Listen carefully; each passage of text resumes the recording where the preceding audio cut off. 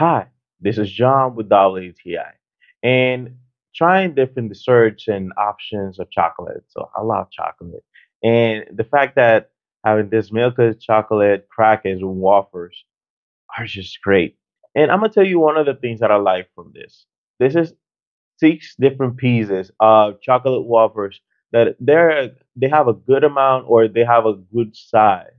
So this is pocketable. So I take this to different places, have this in my monitor, around my monitor while I'm working, or after work that I want or have a craving for a dessert. This actually has a great texture, great feeling of chocolate. It has that Whopper feeling that it feels like a soft cracket that you actually get to enjoy a lot.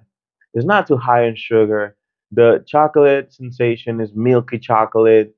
It's not gonna be too tough like pure chocolate. Overall, it tastes great.